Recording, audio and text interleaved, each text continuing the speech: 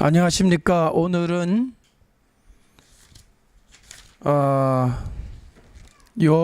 마태복음 6장의 말씀을 가지고 두 주인이라는 제목으로 말씀을 상고하겠습니다. 따라해 보시죠. 두 주인. 주인이 몇이 있어요? 둘이가 있습니다. 이 두 주인이라는 말씀을 가지고 우리가 말씀을 보면 마태복음 6장에 있는 말씀은 산상수훈의 마지막 결론 부분이기 때문에 예수님께서 이제 하시고자 하신 말씀을 마무리를 짓는 단계입니다. 우리가 봉독한 이 말씀을 보면 너의 보물을 하늘에 쌓아두라, 이 말을 이제 하셨는데, 여러분 이 말을 들을 때 참 나에게 적당한 말씀이도다.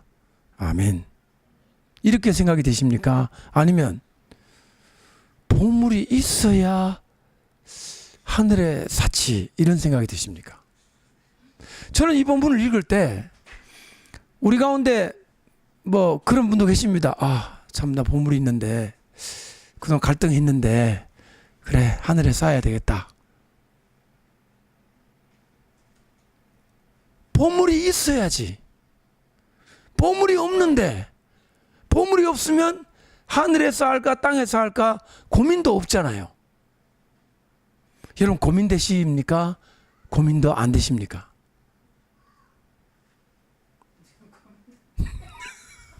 여러분 이 본문을 보실 때 당연히 보물이 있는 사람의 입장에 대해서 이 본문을 봐요. 그러면서 아멘. 보물이 내가 있지. 있기는 뭐가 있어요? 뭐 있는 분도 계시겠지만 대부분은 없잖아요.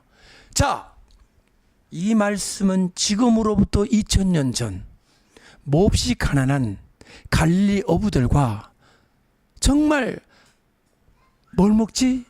내일 아침에는 뭐 먹을까? 이거를 걱정해야 됐던 사람들 앞에 예수님 말씀을 하셨어요. 그들도 아마 똑같은 반응을 가졌을 거예요.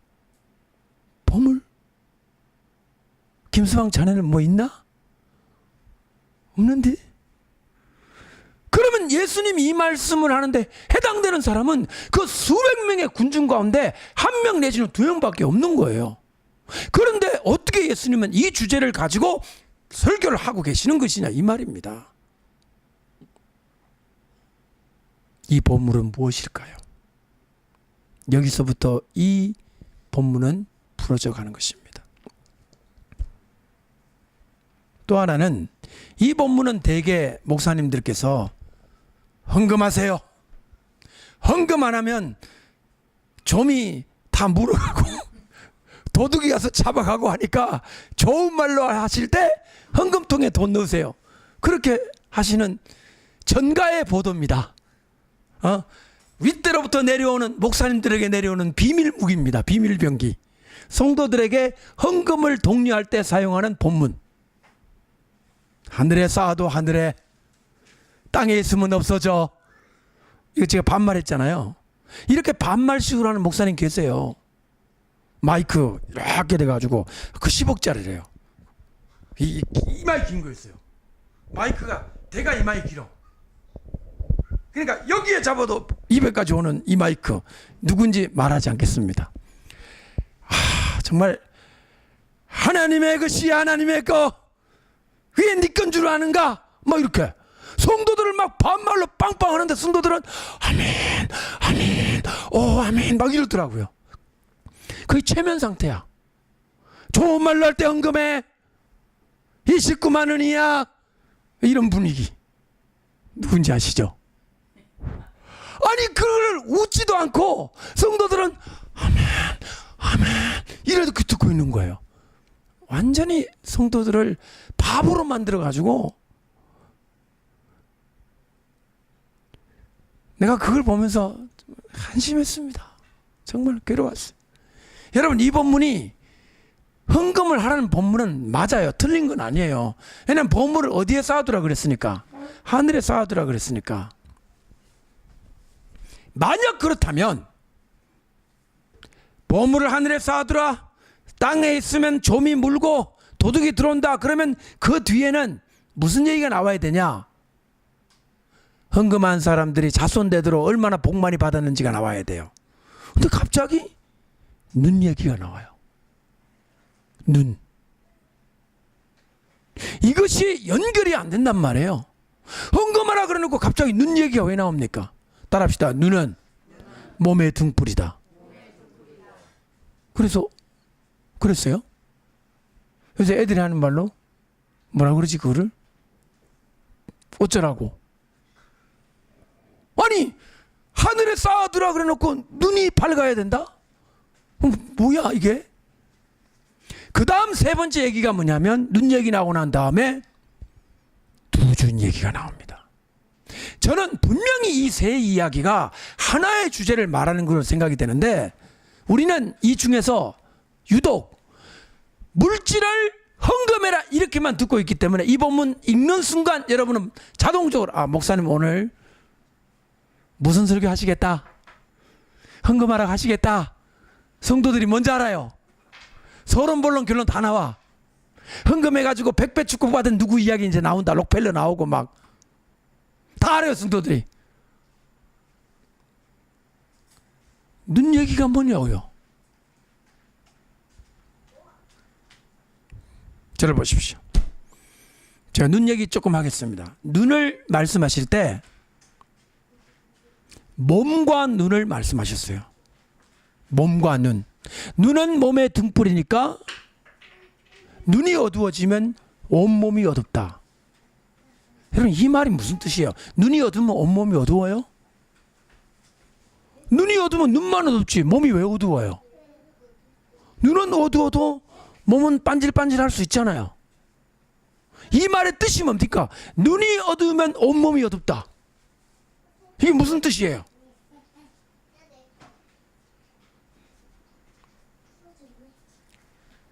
눈이 어둡다는 말은 안목이 없고 통찰력이 없고 분별이 없고 깨닫는 마음이 없는 상태입니다. 그러면 어떤 상태가 되느냐? 몸은 아무리 보디빌딩을 하든 헬스장에 가든 튼튼하고 키가 크고 우람해도 그 몸은 어두운 눈 때문에 멸망의 길로 간다 이 얘기예요. 이게 무슨 뜻입니까? 이 몸은 뭐예요? 물질입니다. 앞에 언급한 보배들입니다. 사람이 가지고 있는 자원들입니다. 재산이든 물질이든. 그런데 뭐가 없으면, 밝은 눈이 없으면 부자가 몇 대를 못 내려간다? 왜? 첫 번째 부자는 눈이 있었어요. 두 번째 아들은 눈이 없었어요. 그러면 위에서 만들어준 그 재산을 두 번째 대의 아들이 다 망가뜨리는 거예요. 왜? 돈은 가졌는데 뭐가 없어? 안목이 없는 거죠. 바라볼 수 있는 시야가 없는 거예요. 예수님은 이것을 말씀하고 있는 거예요.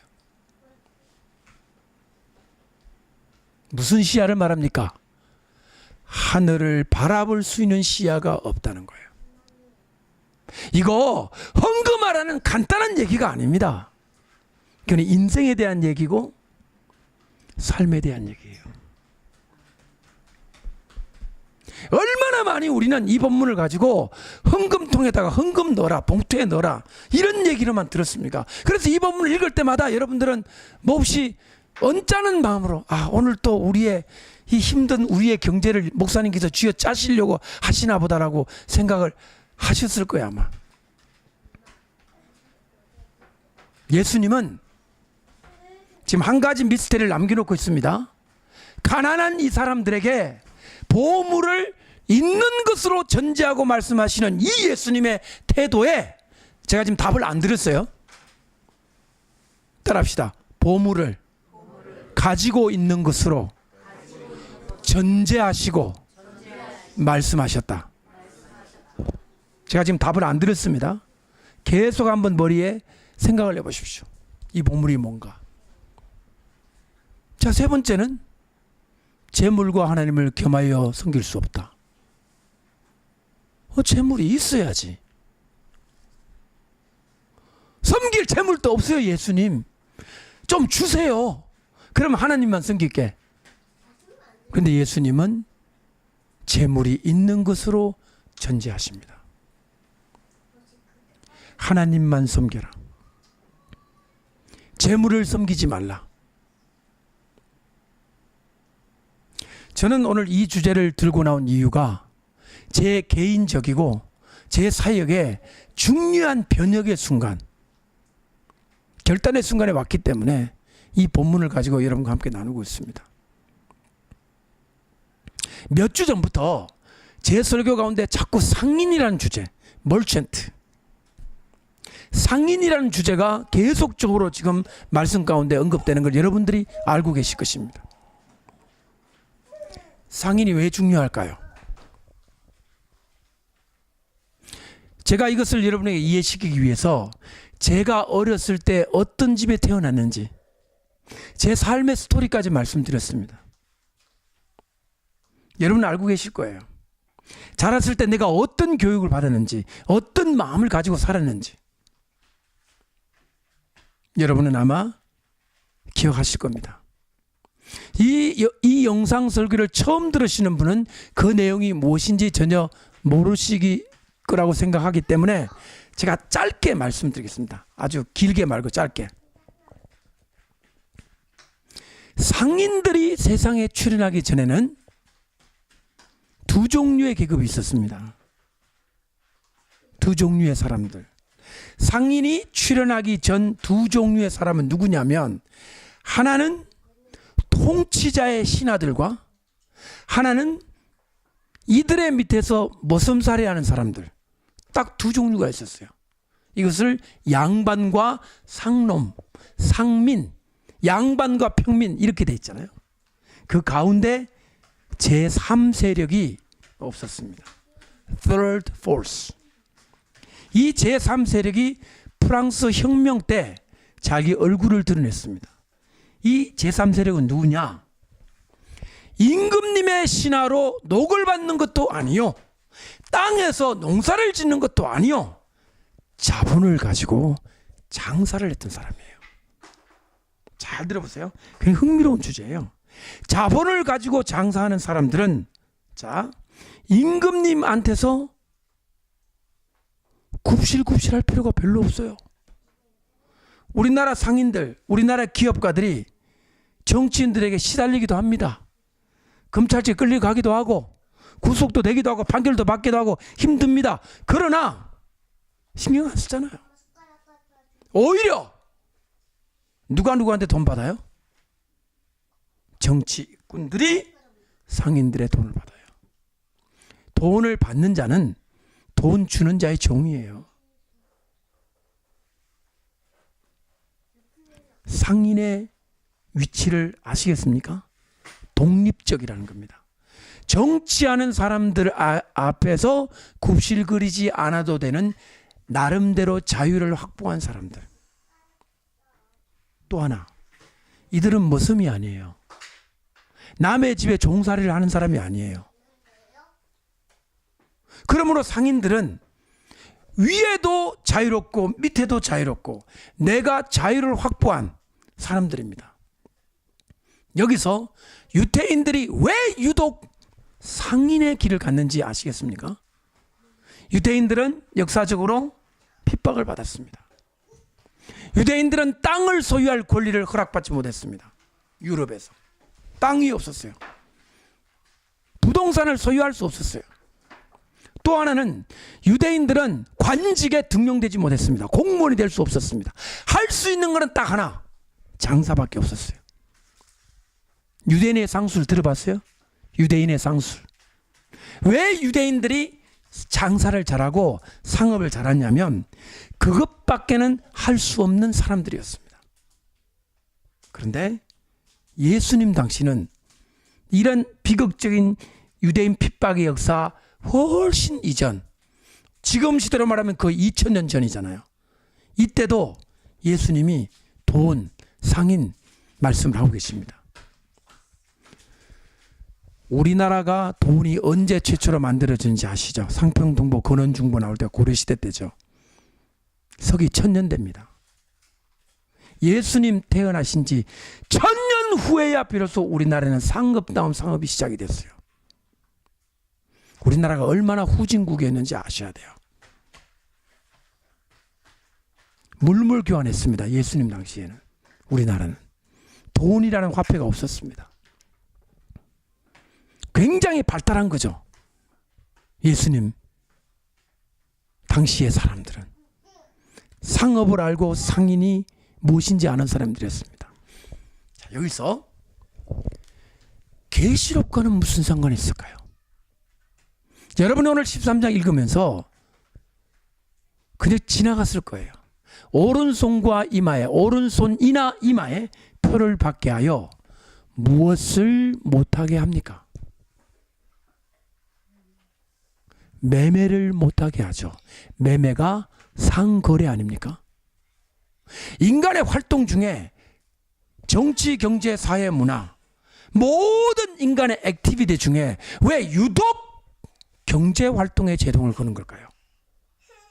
적그리스도가 왜 이 문제를 건드려야 될 거라고 판단했을까요? 경제 시스템이 유일한 독립체제이기 때문인 것을 알았기 때문입니다. The only independent system. 유일한 독립적 시스템인 거예요. 돈을 가진 자를 잡을 수가 없는 거예요. 적그리스도는. 돈의 마지막 족쇄를 채우는 겁니다. 그게 666이에요. 자, 이래도 상인의 주제가 중요하지 않습니까? 엄청나게 중요합니다. 조금 더 읽어나가면 13장인데 18장에 가면 두 장으로 이루어진 바벨론의 모습이 나오죠. 여러분 그 바벨론의 모습을 가만히 보면 바벨론에서 일어나는 무역의 행위가 나오는데 그 무역의 그 품목들이 낱낱이 공개되어 있습니다. 피복류, 금, 은, 보석. 저는 의아했습니다. 아니 계시록이 지금 예수님 재림 때문에 바쁜데 무슨 장사하는 품목, 이 수입, 수출, 그 다음에 장사하는 이런 품목들이 왜 이렇게 지리멸렬하게 제시되고 있는가? 그때 나오는 단어가 땅의 상고라는 단어입니다. Merchant of the earth. 따라합시다. 땅의 상고들. 이 땅의 상고들은요, 극도의 사치와 부를 다 누립니다. 적그리스도의 치하에서. 근데 누구는 없느냐? 하나님을 경외하는 상인은 그게 보이지 않습니다. 환난의 때니까요. 지금 상업, 상인, 돈 버는 여러분들 아셔야 할 사실은 우리의 환난의 때에는 우리는 이 자리에 부를 가지고 돈을 벌 수도 돈을 쓸 수도 없습니다. 오직 순교의 피만이 요구될 것입니다. 자, 여기까지는 여러분이 잘 아셨을 거예요. 제가 오늘 한 가지 더 주제를 이렇게 끌어올리겠습니다. 과연 환난만 있을 것인가? 오로지 환난에서 환난으로 끝날 것인가? 아니면 환난 전, 환난이 오기 전, 7년의 환난이 오기 전 7년의 풍년이 올 것인가 하는 주제를 요셉의 꿈에서 떠올릴 수 있습니다. 요셉이 꿈을 꾸었죠. 7마리의 소가 투실투실한 소 먼저 보았고, 두 번째는 7마리의 삐쩍 마른 소를 보았습니다. 이 꿈의 해석이 무엇이었습니까? 환난이 오기 전에 풍년이 온다는 거예요. 여러분, 이 땅의 크리스찬들 중에 정치하는 사람도 아닙니다. 제 이 메시지는 목사님들도 아닙니다. 제 오늘 이 메시지는 이 땅의 크리스찬 중에 경제 활동에 관여하시는 분들에게 지금 이 메시지를 전합니다. 여러분들에게 이제 곧 변화가 시작될 수 있을 것입니다. 환난이 오기 전 여러분의 손에 하나님이 보물을 들려주실 거예요. 어디다가 쌓을까요? 어디다가 쌓을까요? 주시면. 땅에 쌓으면 다 쓰러져가는 것입니다. 하나도 사용할 수 없습니다. 좀, 동록, 도둑 이 세 가지가 나오죠. 좀 깔아먹는 거, 동록 녹이 쓰는 거, 도둑 뺏어가는 거. 이 세 가지는 환난이 다가왔을 때 성도들 경제하는 성도들에게 이 모든 것을 다 빼앗아 간다는 거예요. 하나도 남김없이. 지난 몇 주 전에 얘기했잖아요. 베트남이 공산화되니까 모든 땅을 국유화. 지금 등기 가면 내 이름으로 되어 있는 땅이 정권 바뀌니까 이게 누구께 돼버려요? 나라께 돼버려. 나는 땅만 있는 사람은 알거지가 되는 거예요. 이게 공산주의예요. 이게 공산주의. 공산이 뭡니까? 한 가지 공, 생산할 산자 아니에요. 모든 산업과 모든 토지를 국유화, 개인 사유재산을 부정하는 거거든요. 그럼 지금 크리스찬들이 기업을 하고 사업을 하는 것이 하루아침에 누구께 돼버려요? 나라 것이 돼버려요. 바로 베트남에서 일어난 사실입니다. 우리나라가 만약에 공산화가 되잖아요. 하나님을 경외하는 크리스찬들은 하루아침에 모든 걸 다 잃습니다. 그날이 오기 전에 하늘에 쌓아라. 그 얘기예요. 일반적 상황이라면 교회 헌금 많이 하라고 느껴지는데 이게 종말의 시점에 딱 보니까 맞네. 하늘에 쌓아야 그나마 더 남아있겠네. 땅에 쌓으면 다 빼앗기겠네.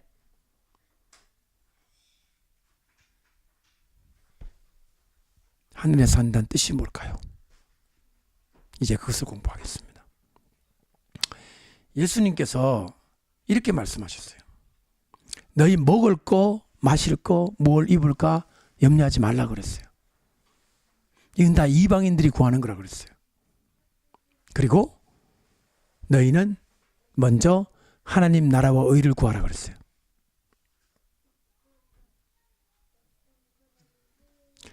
뭘 먹을까, 뭘 입을까 이거 염려하는 것은요,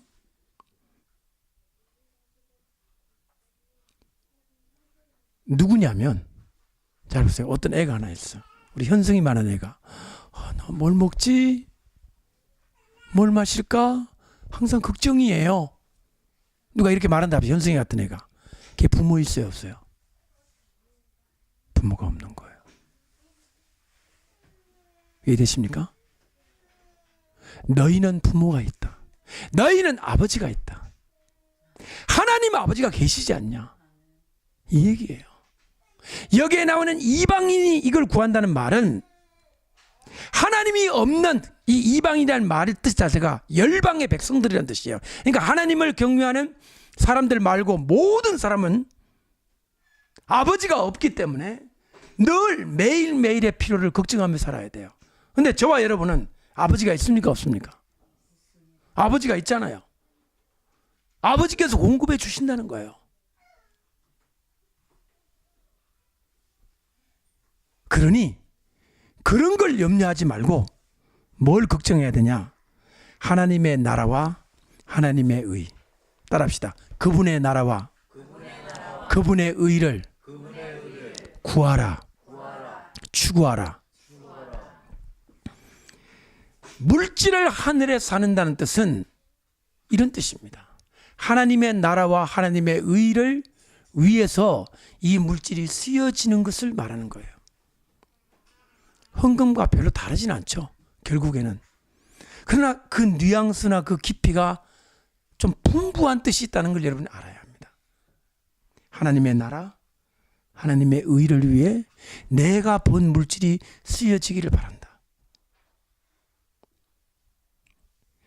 자, 그러면 제가 첫 번째 말씀드렸던 의문을 한번 생각해 보겠습니다. 왜 예수님은 부자가 되는 법은 안 가르쳐 주시고 맨날 부자는 이렇게 살아야 한다고 말씀하실까? 성경에 부자 되는 법 나와요, 안 나와요? 이렇게 하면 부자가 되느니라 있어요, 없어요? 제가 자꾸 찾다가 하나 찾았어요. 오늘 그걸 여러분 말씀드릴게요. 제가 찾고 찾아야만 했습니다. 내 머릿속에 이것은 부자가 되는 법이니라 이런 게 안 떠올랐어요. 근데 있기는 있더라고요. 참 다행이었습니다. 왜냐하면 예수님은 늘 말씀을 꺼내실 때 이미 부자인 걸로 생각을 해. 보물을 하늘에 쌓아두라. 보물이 있는 것으로 얘기를 하는 거예요. 전부. 또 옥합을 깨트리는 것도 보세요. 옥합을 가져야 깨트릴 거 아니에요. 근데 옥합을 어떻게 그 여인이 소유하게 되었는지 과정은 안 나와. 그냥 옥합 그냥 들고 나와. 그럼 여러분 황당해. 예수님 우리도 옥합 좀 주세요. 깨트리게. 뭘 주세요? 옥합이 있어야 깨트릴 거 아니에요. 설교하는 저로서는 예수님이 좀 이렇게 하면 옥합을 가지게 된단다. 이거 좀 가르쳐 주셨으면 저도 좀 성도들에게 편하게 가르치는데 그거 안 나오거든요. 제가 찾았습니다. 7장 7절을 찾아보세요. 이게 바로 부유하게 되는 방법이에요. 7장 7절. 마태복음 7장 7절. 읽어보십시오. 마태복음 7장 7절 시작. 구하라 그리하면 너희에게 주실 것이요 찾으라 그리하면 찾아낼 것이요 문을 두드리라 그리하면 너희에게 열릴 것이니. 구하는 이마다 받을 것이요 찾는 이는 찾아낼 것이요 두드리는 이에게 열릴 것이니라. 자, 9절 시작. 너희 중에 누가 아기 떡을 달라 하는데 돌을 주며. 10절 시작. 11절 다같이 시작. 너희가 악한 자라도 좋은 것으로 자식에게 줄 줄 알거든 하물며 하늘에 계신 너희 아버지께서 구하는 자에게 좋은 것으로 주시지 않겠느냐. 저를 보세요. 아까는 뭘 먹을까 뭘 마실까 구하지 말라 그랬잖아요. 분명히 그랬죠. 근데 여기는 지금 예수님이 뭐 하라 그래요? 근데 뭘 밑에 보세요. 구하라 하고 딴 거 구하지 말고 그냥 하나님 나라만 구하라. 왜? 그랬어요? 빵 달라 그러잖아요. 생선 달라 그러잖아요. 그럼 빵 달라 그러는데 너 뭐 빵 달라 그러냐? 하나님 나라 구해. 그럽니까? 빵 주신다 그러잖아요. 심지어 뭐라고 말하느냐? 빵을 달라 그러는데 왜 돌을 주겠느냐? 돌 먹을 수 있어요, 없어요? 생선, 아빠 생선 주세요. 야 생선 있다 하고 뱀을 한 마리 입에 넣어 주겠어요? 이것은 굉장히 뭐랄까요, 좀 과장법이에요. 이걸 듣고 있는 사람들이 웃었을 거예요. 절대로 그럴 리가 없다는 거예요. 빵 달라면 빵 주신다. 생선 달라면 생선 주신다. 여러분 이 말하고 아까 뭘 먹을까 뭘 구할까 그거 구하지 말라는 거하고 모순돼 보이지 않으세요? 약간 모순돼 보이죠? 아닙니다. 여기에 이 사람은 하나님 나라를 구하는 하나님 나라의 군사입니다. 그가 빵을 달라고 지금 말하는 거예요. 우리 기도할 때 오늘날 우리에게 일용할 양식을 주님 필요 없습니다 그랬어요? 주옵시고 그러잖아요. 하나님 나라에 대한 관심이 없이 자기의 개인의 삶만을 몰두하는 것을 나무라신 거야. 아까는. 지금은 뭐냐? 자세가 선 거예요. 나 하나님 나라 백성이야. 이제부터 나는 하나님 나라를 위해 살아. 근데 세 가지예요. 구하라, 찾으라, 두드리라. 따라합시다. 구하라, 찾으라, 두드리라.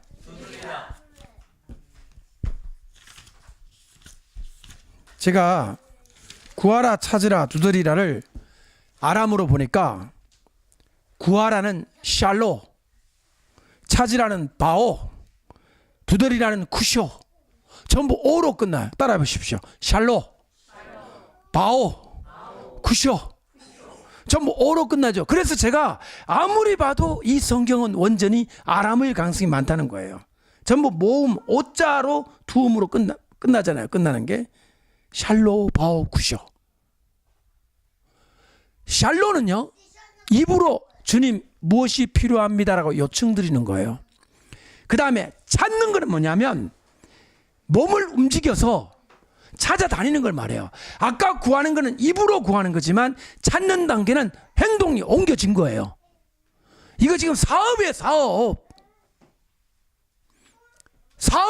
사업가의 관점으로 보세요. 처음에는 하나님 제가 이 사업해요. 건물 주세요. 8층짜리 10개 주세요 라고 기도합니다. 그 다음에 찾을 때는 찾아다녀.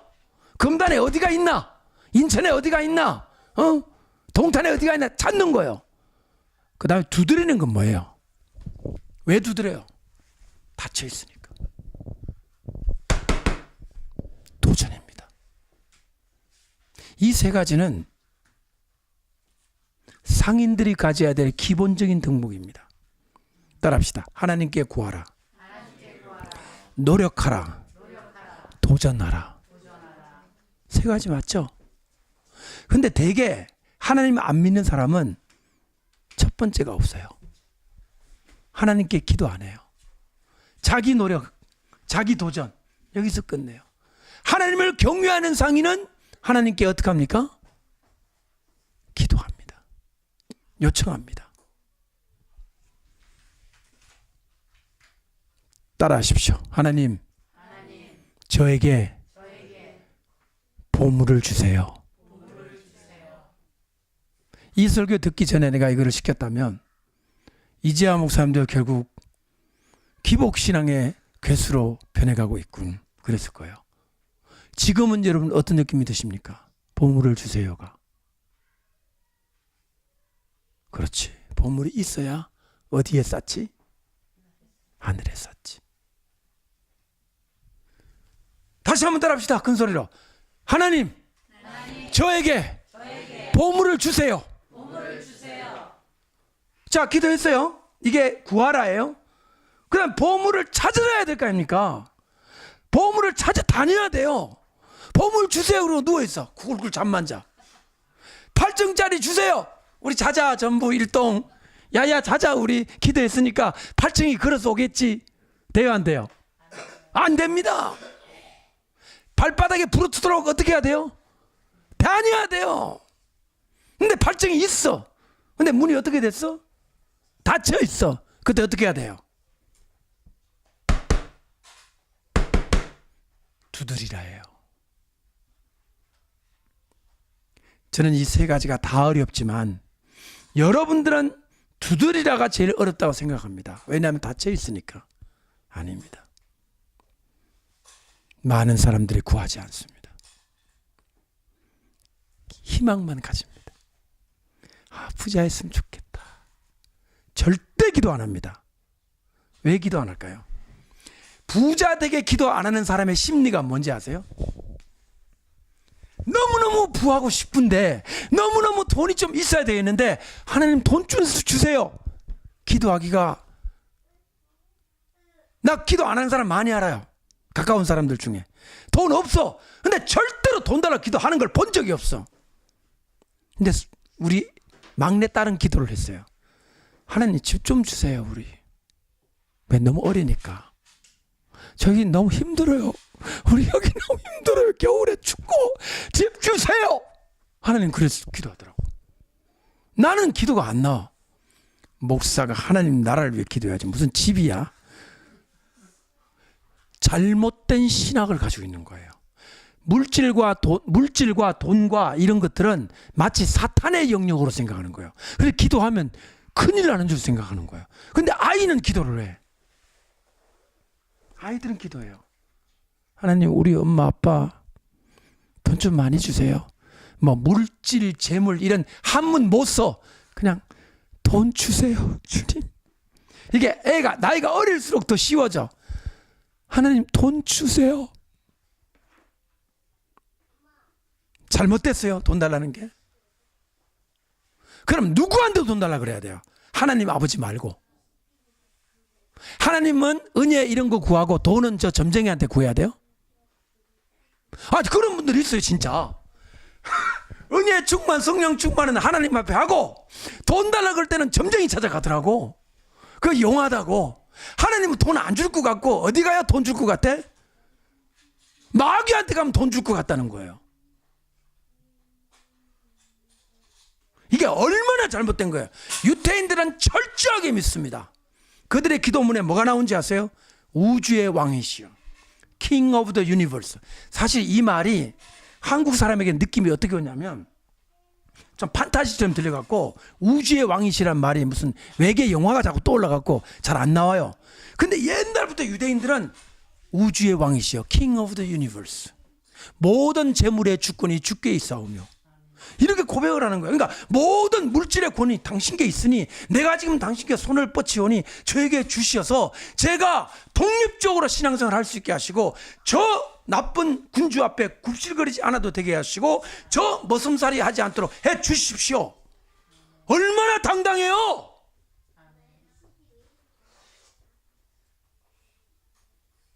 이게 왜곡되게 들어온 게 기복신앙이에요. 기복신앙은 자기를 위한 부예요. 이것은 하나님 나라를 위한 부입니다. 따라합시다. 하나님 나라를 위한 상인. 제가 말한 상인이라는 말 속에는 경제활동을 하는 사람들을 다 가리키는 말이에요. 이게 무슨 일을 하든 돈을 버는 사람은 다 상인이에요. 그러니까 정치하는 사람이 있고 상인이 있고 농민이 있는 거예요. 농민도요, 상인형 농민이 되셔야 돼요. 상인형 농민. 땅만 파는 거는 그 농민인데 이거를 어떻게 부를 유통을 시킬 건가, 이것까지 생각하는 거는 상인의 마음이고요. 남에 가서 그냥 그냥 오늘 저 부잣집에 일해주고 그냥 밥이나 좀 먹어야 되겠다, 이거는 머슴의 마음이잖아요. 따라합시다. 하나님 나라를 위한 상인이 되게 하소서.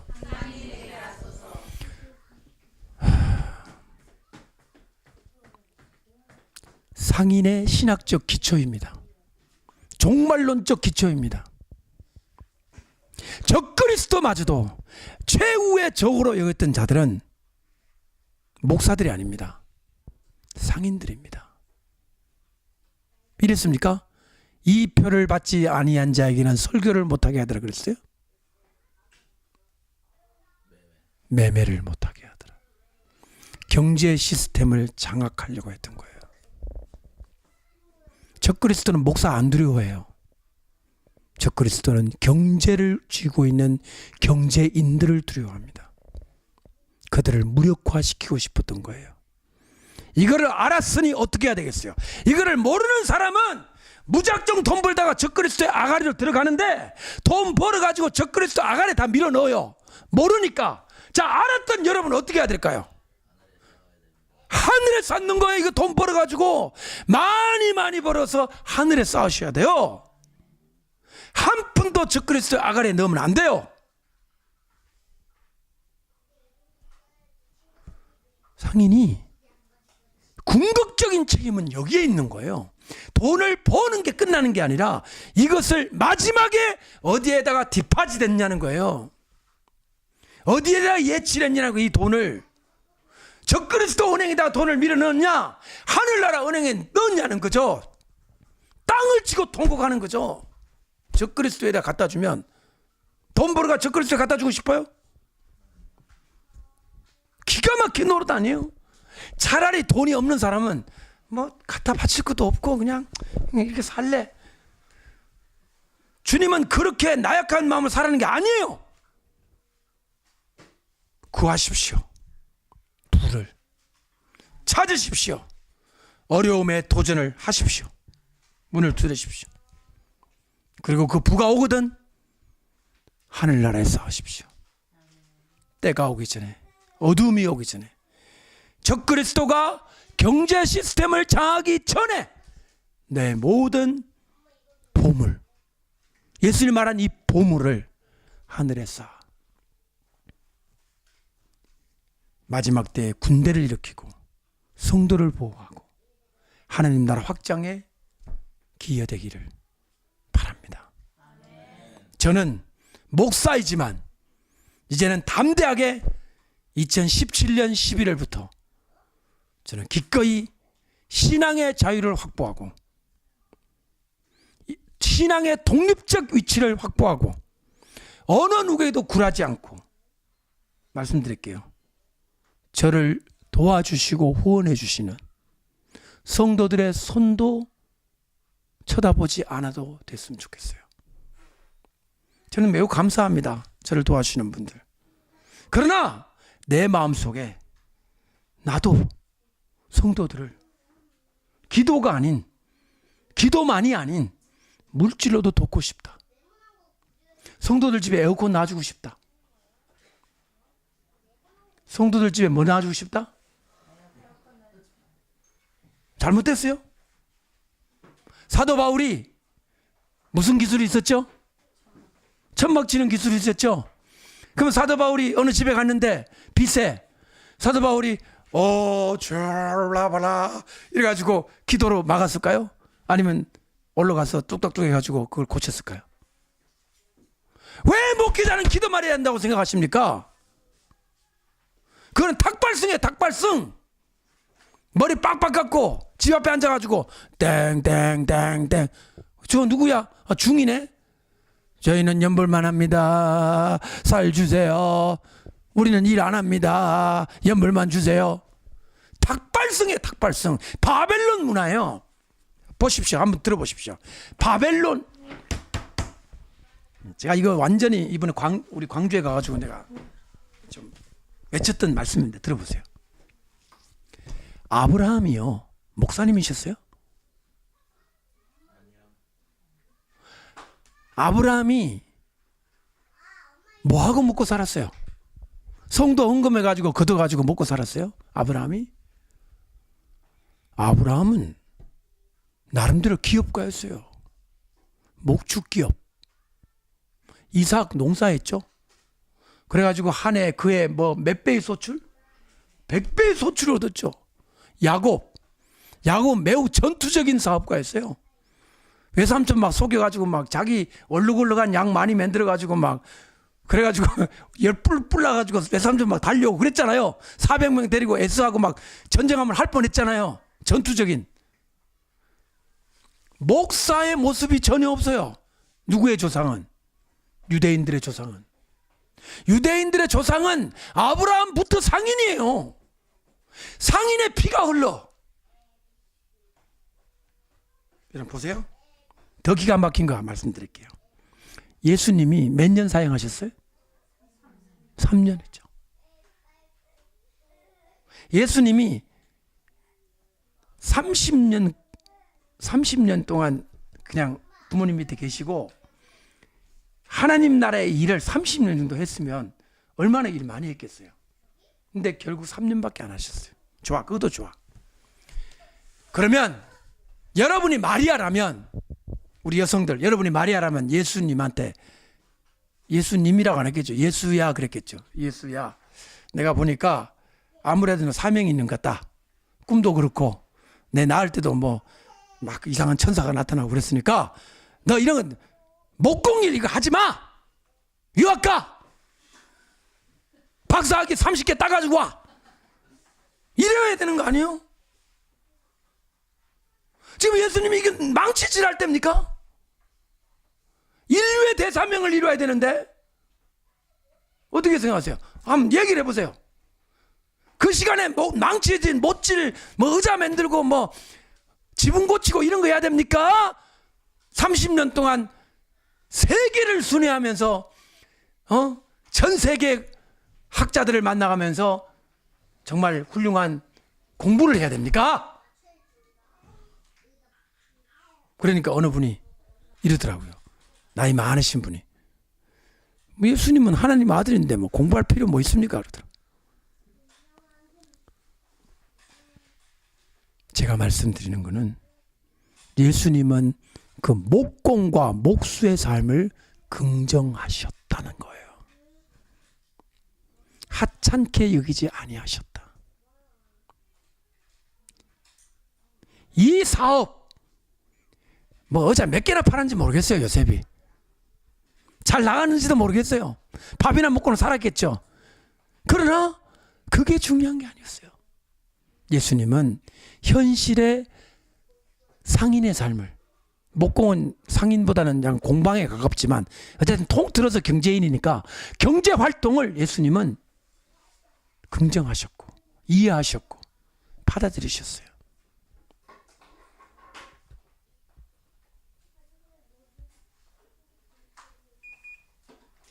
여러분, 마지막입니다. 많은 목회자들이 성도들이 어떤 삶을 사는지를 몰라요. 목양실에 앉아가지고 책 보는 게 어렵습니까? 고객들 만나가지고 아웅다웅하고 거친 사람들하고 실랑이 하면서 힘들어요. 그거 속고 속이고 전쟁과 같은 경제 현실 속에 살아가는 사람들을 목회자가 목양실 안에서 이 책 본다고 아냐고요. 그래서 우리 학생들에게 알바 좀 해라고 하는 거야. 알바 해가지고 우리에게 헌금하라 그랬어. 내가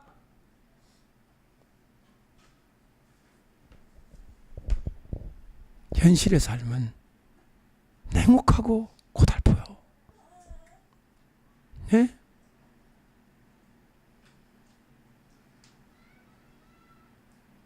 김 어떻게 해야 되겠어 앞으로? 저는 현실의 삶을 긍정이 아니라 긍정 차원이 아니라 저는 하나님의 은총의 장소로 바꿀 거예요.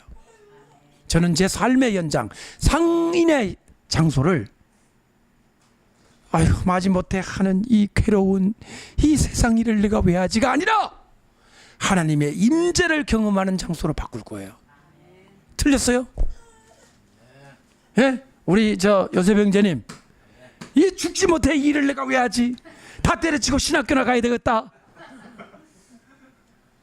나쁜 생각이에요.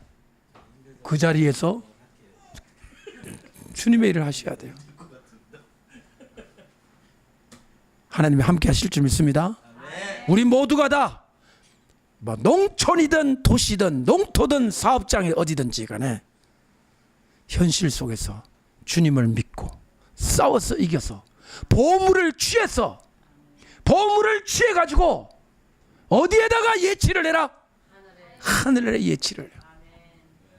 이게 내 사명이다. 그리고 나서 뭐 하느냐? 아까 뭐 샬로 바오 뭐라 그랬죠? 예? 예? 구쇼. 와, 그 머리가 좋으시네요. 샬로바오 구쇼예요. 샬로바오 구쇼. 따라합시다. 구하라. 찾으라. 두드리라. 승리하시기 바랍니다. 아멘. 구하지 않으면 아무것도 안 일어나요. 오늘 시간에 기회를 드리겠습니다. 돈 주세요라고 기도하세요. 부자 되게 해주세요. 기도하세요. 집 없는 사람 집 주세요. 기도하세요. 빚 있는 사람 빚 갚아주세요. 기도하세요. 빚 갚을 수 있도록 힘 주세요. 기도하세요. 농작물 잘 자라게 해주세요. 막 그냥 벼가 10m 자라게 해주세요. 막. 기도하세요. 여러분, 하나님 능력이 내 삶에 나타나고 기도하세요. 아멘. 아멘. 너무너무 주문이 많이 와가지고 막 정오물에 100명이 필요하겠다. 기도하세요. 이 시간 우리 잠깐 마이크 끄고 우리 좀 반주 해주고 우리 기도할 텐데